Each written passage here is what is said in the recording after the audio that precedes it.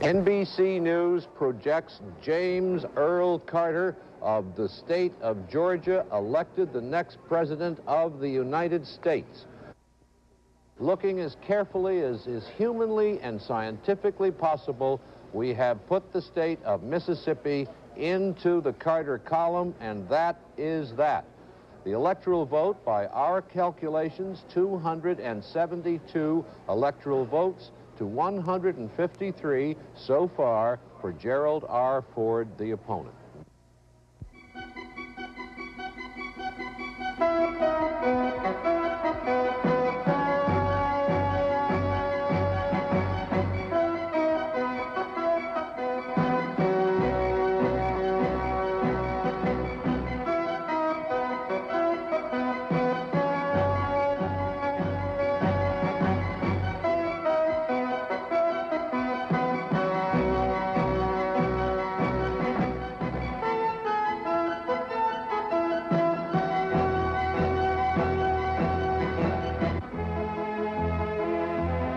Election 1976, Day of Decision.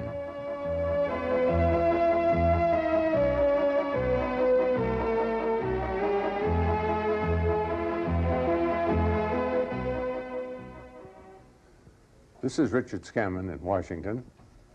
With me here today in our studios, Professor Howard Penniman of Georgetown University, Mr. Stephen Hess of the Brookings Institution. Today we're going to try to discuss Tuesday's bicentennial presidential election here in the United States. Not every last vote has even been counted now, though the provisional final totals are posted behind me, both in electoral and in popular votes for Mr. Carter and for President Ford. As you know, in this bicentennial presidential election, as in all of our presidential elections in the long history of the Republic, the actual winner is determined not by the millions of people who vote for Carter or for Ford, but rather by the 51 elections that are held in the 50 states and in the District of Columbia. Each state has assigned to it a number of electoral college votes equal to its congressmen and senators combined. Alaska thus has 3, Minnesota has 10, and the big states even more. The combination of these electoral votes, to a majority of 270, is what determines the winner. On Wednesday morning, very early, Jimmy Carter reached that 270 and a bit more, and was projected as the next president of the United States. He is now President-elect Carter. Today we want to talk about why he is President-elect Carter, why President Ford did not make it in his campaign for a full term on his own in the White House. We're going to be joined, in a sense, this morning by a fourth participant, our map, red and green colors, light and dark, to indicate how those 51 separate elections were decided in this country on Tuesday. To tell you about that, my colleague, Professor Penniman. If we look at the map now, we see that the green-colored states, which are the ones which went for Carter, are predominant here in the east, and that as we move westward, it is the red states that went for Ford. What we will notice also is that in the eastern states where the green colors are, that the numbers in them are very large for the most part, particularly up toward the top. And those are the numbers of electoral votes. New York with 41, Pennsylvania with 27, Ohio with 25. Then down through this whole area in the south is an area which has voted Democratic in this election, but had been divided in the preceding elections. Years ago it was always Democratic, but it began to break with the Democrats in the 1960s and has stayed as a divided area until this time. Moving out to the west, what we have is the big farming area there in the Middle West and West, finally out to California with the huge block of 45 electoral votes, and then still further out the islands of Hawaii with their 4 electoral votes, and up in Alaska with its 3. The east went heavily then for Carter, the south also. The west went heavily for Ford. I think, too, that as we look at this map, in these green and red and dark and light colors, we can see the relative value of carrying the East with its big states, as Professor Penniman has commented. When you get out into Idaho and Utah and Wyoming and Nevada, you have a great deal of land, but you don't have many people. And it is the people who count in this democracy as in any. Only when you get out to the far west coast, when you come into California, do you have that huge block of 45 votes, which late election night, it was finally determined would go for the president in his re-election campaign. As you look at the geography of that campaign, what you will see is that of the really big states, just look at them with me, 45, 26 for Mr. Ford, 25, 27, 26 for Mr. Carter, 21 again, Michigan for Mr. Ford. They were pretty evenly divided, and that's why we've got a close election. When you get those big states, both in the quadrangle of the Northeast and California and Texas, if you get those big states going pretty solidly one way or the other, you end up with a landslide, Republican or Democratic. But what we got on Tuesday night was a fairly even division of those big states and the Electoral College count, which is reflected on these boards just behind me. Now, I think that it's important that we stress that this was a close election. Mr. Ford actually won more states than Mr. Carter, as we've stressed. They've been small states in terms of electoral vote. But nevertheless, out of some 80 million people who went to the polls, there was less than 2 million votes that separated the two candidates. Mr. Ford received 48% of the vote, Mr. Carter 51%, another 1% went for Eugene McCarthy, an independent candidate. The question is then, in part, is there a clear mandate for a president who wins this narrowly? In fact, it's even narrower than those figures. Because of the Electoral College system, you could work out some arithmetical formula in which perhaps only 5,000 votes spread over 2 states would have made a difference.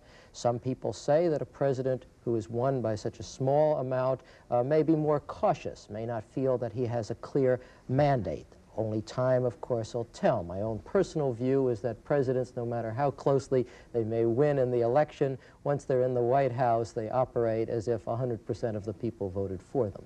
Yes, and I think that if you go back to John Kennedy's election in 1960, when he won by, what, 100, 125,000 votes, his view was that the mandate went with the Oval Office. It didn't go with the size of the vote. And I'm sure Mr. Carter will feel that he's there, just as Mr. Nixon was there in 68, by also a smaller margin, about 1/3 of the plurality we have posted up here for Mr. Carter. I don't think there'll be any problem on that. I suppose the generalization is that very few people who run for the presidency are timid. And these are not timid men, and they intend to rule and to lead the country when they seek the job in the first place. Well, I think this is certainly true, that if you've got the pride and the guts to run for president, you aren't going to once get in the office and then start biting your fingernails, you know, in frustration. You're going to say, look, the people put me here, as they did under our constitutional system, by only 1% over half, in a very real sense here, but there they are. And these big states, as I say, going 4-3 for Mr. Carter were the margin. Yeah. I think this is a useful point to make to friends overseas, some of whom are in parliamentary systems where there are coalition governments often, where there are not fixed elections, yes, but a combination of opposition parties can bring down the government.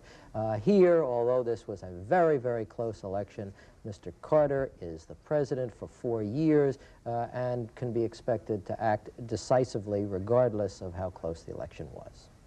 Yes, I think that we couldn't emphasize this point enough, because there is not a tiny coalition which is going to be overthrown by some cabal in les couloirs, in the corridors of the Congress. Jimmy Carter is president. God willing, he will stay president during his whole 4-year term. Whether he'll be good or bad, we're not here to make a judgment. That'll be up to the people to make a judgment in 1980. But that the size of his vote, or the, quote, absence of a mandate, unquote, would affect him. I just don't believe it. With 51%, as a matter of fact, he has a good deal more than many a political party in a multi-party system that forms an actual government. And I think he's going to go ahead with it. I suppose there's one other thing that should be said at this point. He has a 2/3 majority in both houses of Democrats. But it should also be said that the Democrats in the House and the Senate are also elected separately and independently, and there may be times during the course of the next 4 years when the President and the Congress will disagree, and when he may indeed feel it is necessary to veto the measures that are passed by the two houses. It is a system of separation of powers, and it is one, therefore, in which, in spite of the agreement in party level, in terms of the policies which they may support or oppose, there may sometimes be differences between the White House and the Congress. I want to get back, if I can, Professor Penniman, to the anarchy of our party system in a moment. But right now, let's turn to some of the scenes of Election Day, Tuesday, November 2nd, 1976, when the bicentennial of America was celebrated by the election of a new president. The first Tuesday after the first Monday of November is Election Day in the United States, and like millions of other Americans, the candidates themselves went to the polls. President Ford voted in his hometown of Grand Rapids, Michigan, where he and Mrs. Ford both cast votes that they hoped by the end of the day would form part of a majority to retain him as president for a full term. Jimmy Carter and his wife Rosalind cast their ballots early in the morning in Plains, Georgia. As early returns started to come in, both candidates were naturally optimistic. For although Carter held an early lead, there were many votes yet to be counted, and key states with a large number of electoral votes to be won. He feels okay. Right now, the president has not lost any state that we consider to be necessary for him to win the election, so he's still optimistic that he's going to win the election. It's really coming down to those eight big states, and the results in those big states have not been determined yet, except for New Jersey, I guess, which the networks have declared for the president. But we still have Pennsylvania and Ohio and Illinois and Michigan and Texas and California to go, and obviously those states are going to determine the outcome, and the president is looking good in those states. A slight national